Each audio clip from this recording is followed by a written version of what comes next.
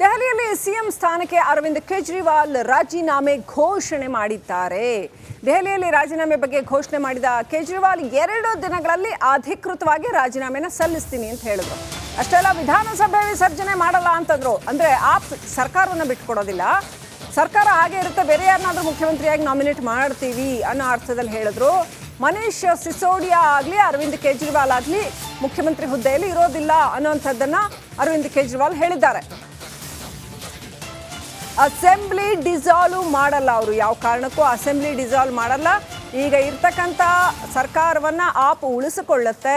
ನವೆಂಬರ್ನಲ್ಲಿ most probably ಎಲೆಕ್ಷನ್ಸ್ಗೆ ಹೋಗ್ತಾರೆ ಅನ್ನೋಂಥ ಮಾಹಿತಿ ಕೇಳಿ ಬರ್ತಾ ಇದೆ. 2 दिन के बाद, आज से 2 दिन के बाद मैं सीएम की कुर्सी से इस्तीफा देने जा रहा हूं।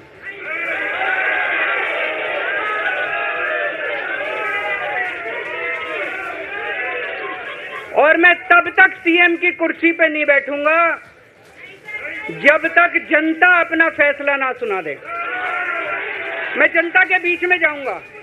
दोस्तों, 2 दिन के बाद, आज से 2 दिन के बाद मैं सीएम की कुर्सी से इस्तीफा देने जा रहा हूं।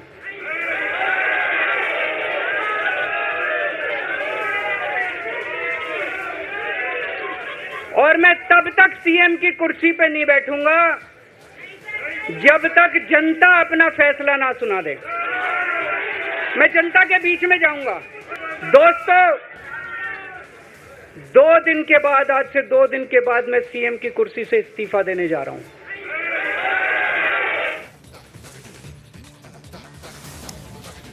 ಹಾಗಾದ್ರೆ ಯಾಕೆ ರಾಜೀನಾಮೆ ಕೊಟ್ರು ಅರವಿಂದ್ ಕೇಜ್ರಿವಾಲ್ ಅವರು?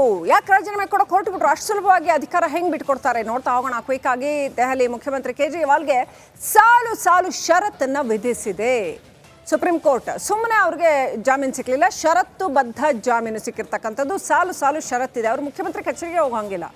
ಸೊ ಆ ಷರತ್ತುಗಳಿಂದಾಗಿ ಕೇಜ್ರಿವಾಲ್ ಹೈರಾಣಾದ್ರ. ಹಾಗೆಯೇ ಸಿಎಂ ಕಚೇರಿಗೆ ತೆರಳದಂತೆ ಷರತ್ತು ವಿಧಿಸಿರ್ತಕ್ಕಂಥ ಕೋರ್ಟ್. ಅಂದರೆ ಮುಖ್ಯಮಂತ್ರಿಯಾಗಿ ಇದ್ರೂ ಒಂದೇ ಬಿಟ್ಟರು ಒಂದೇ ಅನ್ನೋಂಥ ಪರಿಸ್ಥಿತಿ. ನಿರ್ಧಾರಗಳನ್ನು ಕೈಗೊಳ್ಳೋ ಹಾಗಿಲ್ಲ, ಸಿಎಂ ಕಚೇರಿಗೆ ಹೋಗೋ ಹಾಗಿಲ್ಲ ಅಂತಂದರೆ ಜಾಮೀನು ಸಿಕ್ಕಿದೆ ಅಷ್ಟೇ ಅಂತ ಹೇಳ್ಬೋದು. ಹಾಗಾಗಿ ಎಲ್ಲೋ ಒಂದು ಕಡೆ ಆ ಅಧಿಕಾರನೇ ಬೇಡ ಅನ್ನೋಂಥ ನಿರ್ಧಾರ ತಗೊಂಡ್ರ, ಅಧಿಕಾರ ಬಿಟ್ಟು ಹೋರಾಟ ಮಾಡ್ತೀನಿ ಅಂತ ಆ ಥರದ ಒಂದು ನಿರ್ಧಾರ ತಗೊಂಡಿದ್ದಾರೆ ಕೇಜ್ರಿವಾಲ್ ಅವರು. ಸರ್ಕಾರಿ ಕಡತಗಳಿಗೆ ಸಹಿ ಹಾಕದಂತೆಯೂ ಕೂಡ ಕಂಡೀಷನ್ ಹಾಕಿದ್ದಾರೆ, ಯಾವುದೇ ಫೈಲ್ ಸೈನ್ ಮಾಡೋಂಗಿಲ್ಲ ಅಂತ. ಅಲ್ಲಿಗೆ ಅವರು ಸಿ ಎಂ ಆಗಿದ್ದು ವೇಸ್ಟು. ಸೊ ಬೇರೆ ಯಾರನ್ನಾದರೂ ಸಿ ಎಂ ಮಾಡಿದ್ರೆ ಅಟ್ಲೀಸ್ಟು ಅವರ ಸರ್ಕಾರದ ಆಡಳಿತಕ್ಕೆ ಹೆಲ್ಪ್ ಆಗುತ್ತೆ ಅಂತ ಯೋಚನೆ ಮಾಡಿದ್ದಾರಾ.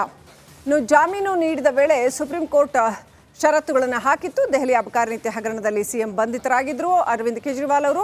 ಸಿಎಂಗೆ ಹಲವು ಷರತ್ತುಗಳನ್ನು ಸುಪ್ರೀಂ ಕೋರ್ಟ್ ವಿಧಿಸಿತ್ತು. ಷರತ್ತುಗಳಿಂದಾಗಿ ಅದು ಅಧಿಕಾರ ಇದ್ರೂ ಒಂದೇ ಇಲ್ದಿದ್ರೂ ಒಂದೇ ಅನ್ನೋಂಥ ಪರಿಸ್ಥಿತಿ. ಅದೇ ಬೇರೆಯವರಿಗೆ ಅಧಿಕಾರ ಬಿಟ್ಕೊಟ್ಟೆ ಅನ್ನೋಂಥ ಒಂದು ಅವ್ರ ಬಗ್ಗೆ ಸಿಂಪತಿ ಫ್ಯಾಕ್ಟರ್ ಬರುತ್ತೆ. ಸಿಎಂ ಪೋಸ್ಟ್ಗೆ ಅವರು ರಿಸೈನ್ ಮಾಡಿಬಿಟ್ರು ಅಂತ. ಎರಡನೇದಾಗಿ ಬೇರೆಯವರ ಮುಖಾಂತರ ಆಡಳಿತವನ್ನು ನಡೆಸ್ಬೋದಾಗತ್ತೆ. ಸೊ ಅವರು ಹೇಳ್ದಂಗೆ ಕೇಳುವಂಥ ಅಥವಾ ಅವರಿಗೆ ಚೆನ್ನಾಗಿರುವಂಥ ಯಾವುದಾದ್ರೂ ಇನ್ನೊಬ್ಬ ನಾಯಕನನ್ನು ಆ ಕುರ್ಚಿಯಲ್ಲಿ ಕೂರಿಸಿದಾಗ ಅವ್ರ ಜೊತೆ ಚೆನ್ನಾಗಿದ್ಕೊಂಡು ಆಡಳಿತ ಚೆನ್ನಾಗಿ ನಡೆಸಬಹುದು ಅನ್ನುವಂಥದ್ದು, ಅಥವಾ ಅವ್ರಿಗೆ ಬೇಕಾದ ರೀತಿಯಲ್ಲಿ ನಡೆಸ್ಬೋದು ಅನ್ನುವಂಥದ್ದು ಇರುತ್ತೆ. ಹಾಗಾಗಿ ಇದೊಂದು ಸ್ಟ್ರಾಟಜಿಕ್ ಮೂವ್ ಅಂತಾನೆ ಹೇಳಬೇಕು. ಅರವಿಂದ್ ಕೇಜ್ರಿವಾಲ್ ರಾಜೀನಾಮೆ ಕೊಡ್ತಾ ಇರ್ತಕ್ಕಂಥದ್ದು. ದೆಹಲಿಯಲ್ಲಿ ಸಿಎಂ ಸ್ಥಾನಕ್ಕೆ ಅರವಿಂದ್ ಕೇಜ್ರಿವಾಲ್ ರಾಜೀನಾಮೆ ಘೋಷಣೆ ಮಾಡಿದ್ದಾರೆ. ದೆಹಲಿಯಲ್ಲಿ ರಾಜೀನಾಮೆ ಬಗ್ಗೆ ಘೋಷಣೆ ಮಾಡಿದ ಕೇಜ್ರಿವಾಲ್ 2 ದಿನಗಳಲ್ಲಿ ಅಧಿಕೃತವಾಗಿ ರಾಜೀನಾಮೆನ ಸಲ್ಲಿಸ್ತೀನಿ ಅಂತ ಹೇಳಿದ್ರು. ಅಷ್ಟೇ ಅಲ್ಲ, ವಿಧಾನಸಭೆ ವಿಸರ್ಜನೆ ಮಾಡಲ್ಲ ಅಂತಂದ್ರು. ಅಂದ್ರೆ ಆಪ್ ಸರ್ಕಾರವನ್ನು ಬಿಟ್ಕೊಡೋದಿಲ್ಲ, ಸರ್ಕಾರ ಹಾಗೆ ಇರುತ್ತೆ, ಬೇರೆ ಯಾರನ್ನಾದ್ರೂ ಮುಖ್ಯಮಂತ್ರಿಯಾಗಿ ನಾಮಿನೇಟ್ ಮಾಡ್ತೀವಿ ಅನ್ನೋ ಅರ್ಥದಲ್ಲಿ ಹೇಳಿದ್ರು. ಮನೀಶ್ ಸಿಸೋಡಿಯಾ ಆಗಲಿ ಅರವಿಂದ್ ಕೇಜ್ರಿವಾಲ್ ಆಗಲಿ ಮುಖ್ಯಮಂತ್ರಿ ಹುದ್ದೆಯಲ್ಲಿ ಇರೋದಿಲ್ಲ ಅನ್ನೋಂಥದ್ದನ್ನ ಅರವಿಂದ್ ಕೇಜ್ರಿವಾಲ್ ಹೇಳಿದ್ದಾರೆ. ಅಸೆಂಬ್ಲಿ ಡಿಸಾಲ್ವ್ ಮಾಡಲ್ಲ, ಅವರು ಯಾವ ಕಾರಣಕ್ಕೂ ಅಸೆಂಬ್ಲಿ ಡಿಸಾಲ್ವ್ ಮಾಡಲ್ಲ. ಈಗ ಇರ್ತಕ್ಕಂಥ ಸರ್ಕಾರವನ್ನ ಆಪ್ ಉಳಿಸಿಕೊಳ್ಳುತ್ತೆ. ನವೆಂಬರ್ನಲ್ಲಿ ಮೋಸ್ಟ್ ಪ್ರಾಬಬ್ಲಿ ಎಲೆಕ್ಷನ್ಸ್ಗೆ ಹೋಗ್ತಾರೆ ಅನ್ನೋಂಥ ಮಾಹಿತಿ ಕೇಳಿ ಬರ್ತಾ ಇದೆ. 2 दिन के बाद, आज से 2 दिन के बाद मैं सीएम की कुर्सी से इस्तीफा देने जा रहा हूं।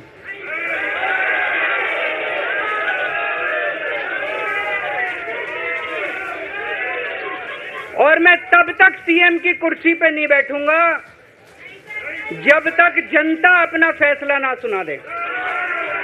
मैं जनता के बीच में जाऊंगा। दोस्तों, 2 दिन के बाद, आज से 2 दिन के बाद मैं सीएम की कुर्सी से इस्तीफा देने जा रहा हूं।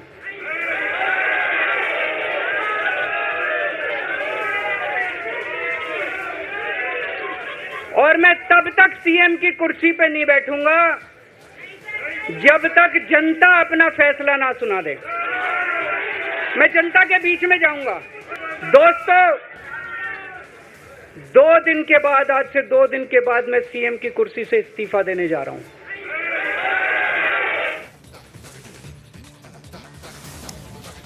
ಹಾಗಾದ್ರೆ ಯಾಕೆ ರಾಜೀನಾಮೆ ಕೊಟ್ರು ಅರವಿಂದ್ ಕೇಜ್ರಿವಾಲ್ ಅವರು?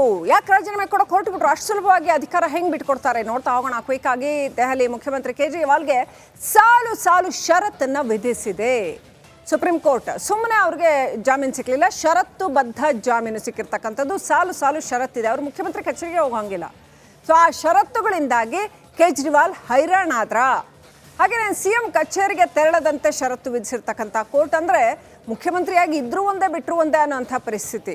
ನಿರ್ಧಾರಗಳನ್ನು ಕೈಗೊಳ್ಳೋ ಹಾಗಿಲ್ಲ, ಸಿಎಂ ಕಚೇರಿಗೆ ಹೋಗೋ ಹಾಗಿಲ್ಲ ಅಂತಂದರೆ ಜಾಮೀನು ಸಿಕ್ಕಿದೆ ಅಷ್ಟೇ ಅಂತ ಹೇಳ್ಬೋದು. ಹಾಗಾಗಿ ಎಲ್ಲೋ ಒಂದು ಕಡೆ ಆ ಅಧಿಕಾರನೇ ಬೇಡ ಅನ್ನೋಂಥ ನಿರ್ಧಾರ ತಗೊಂಡ್ರ, ಅಧಿಕಾರ ಬಿಟ್ಟು ಹೋರಾಟ ಮಾಡ್ತೀನಿ ಅಂತ ಆ ಥರದ ಒಂದು ನಿರ್ಧಾರ ತಗೊಂಡಿದ್ದಾರೆ ಕೇಜ್ರಿವಾಲ್ ಅವರು. ಸರ್ಕಾರಿ ಕಡತಗಳಿಗೆ ಸಹಿ ಹಾಕದಂತೆಯೂ ಕೂಡ ಕಂಡೀಷನ್ ಹಾಕಿದ್ದಾರೆ, ಯಾವುದೇ ಫೈಲ್ ಸೈನ್ ಮಾಡೋಂಗಿಲ್ಲ ಅಂತ. ಅಲ್ಲಿಗೆ ಅವರು CM ಆಗಿದ್ದೂ ವೇಸ್ಟು. ಸೊ ಬೇರೆ ಯಾರನ್ನಾದರೂ CM ಮಾಡಿದ್ರೆ ಅಟ್ಲೀಸ್ಟು ಅವರ ಸರ್ಕಾರದ ಆಡಳಿತಕ್ಕೆ ಹೆಲ್ಪ್ ಆಗುತ್ತೆ ಅಂತ ಯೋಚನೆ ಮಾಡಿದ್ದಾರಾ. ಇನ್ನು ಜಾಮೀನು ನೀಡಿದ ವೇಳೆ ಸುಪ್ರೀಂ ಕೋರ್ಟ್ ಷರತ್ತುಗಳನ್ನು ಹಾಕಿತ್ತು. ದೆಹಲಿ ಅಬಕಾರಿ ನೀತಿ ಹಗರಣದಲ್ಲಿ CM ಬಂಧಿತರಾಗಿದ್ದರು ಅರವಿಂದ್ ಕೇಜ್ರಿವಾಲ್ ಅವರು. CMಗೆ ಹಲವು ಷರತ್ತುಗಳನ್ನು ಸುಪ್ರೀಂ ಕೋರ್ಟ್ ವಿಧಿಸಿತ್ತು. ಷರತ್ತುಗಳಿಂದಾಗಿ ಅದು ಅಧಿಕಾರ ಇದ್ರೂ ಒಂದೇ ಇಲ್ದಿದ್ರೂ ಒಂದೇ ಅನ್ನೋಂಥ ಪರಿಸ್ಥಿತಿ. ಅದೇ ಬೇರೆಯವರಿಗೆ ಅಧಿಕಾರ ಬಿಟ್ಕೊಟ್ಟೆ ಅನ್ನೋಂಥ ಒಂದು ಅವ್ರ ಬಗ್ಗೆ ಸಿಂಪತಿ ಫ್ಯಾಕ್ಟರ್ ಬರುತ್ತೆ. CM ಪೋಸ್ಟ್ಗೆ ಅವರು ರಿಸೈನ್ ಮಾಡಿಬಿಟ್ರು ಅಂತ. ಎರಡನೇದಾಗಿ ಬೇರೆಯವರ ಮುಖಾಂತರ ಆಡಳಿತವನ್ನು ನಡೆಸ್ಬೋದಾಗತ್ತೆ.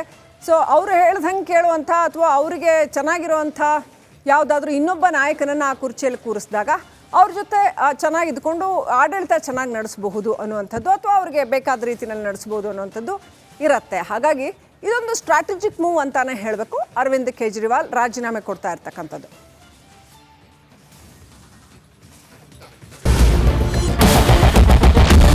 ಕ್ಯಾಪ್ಟನ್ ಅರ್ಜುನ್ ಕೊಂದಿದ್ದು ಯಾರು? ಅವ್ರ ನರೇಟಿವ್ ಎಲ್ಲಿ ತಂದಿಟ್ಟಿದ್ದಾರೆ ಅಂತಂದ್ರೆ ಸಂಪತ್ತನ್ನ ಹಂಚಿಬಿಡೋದು ಅಂತ. ಇದು ಸ್ಟುಡಿಯೋ ಟಿಪ್ಪು ಜಯಂತಿ ಮಾಡಕ್ಕೆ ಅವ್ರಿಗೆ ಖಂಡಿಸಿದ್ರು. Very nice. ಯಾರು ತಪ್ಪು ಮಾಡಿರೋದಿಲ್ಲಿ? ಓಲೈಕೆ ಹೇಳಿಕೆ ಇದು ಅಂತ ಹೇಳಿ ಯಾಕೆ ಪರಿಗಣಿಸಬಾರದು? I.N.I. ವೇದಿಕೆ ಇದು ಫೋಟೋ ಎಲ್ಲರದು ಒಂದು ಟೈಮ್. ನಿಮ್ಮ ಸಮಯ ಮುಗಿದಿದೆ. ಅವ್ರು ಹೇಳೋಕ್ಕಿಂತ ಮುಂಚೆನೆ ಹೇಗೆ ಪ್ರತಾಪ್ ಸಿಂಹ ಪಾಸ್ ಕೊಟ್ಟಿದಂತ ಆಗ್ಲಿ ಡಿಕ್ಲೇರ್ ಆಗೋಗಿತ್ತು ಅಂತ ನನಗೊಂದು ಡೌಟ್ ಬಂತು. ಸಾಕು ನಿಲ್ಸಿ. ಕೆಟ್ಟ ಪದ ಬಳಕೆ ಕಾಂಪಿಟೇಷನ್ ಇಟ್ಟಿಲ್ಲ ನಾವಿಲ್ಲಿ.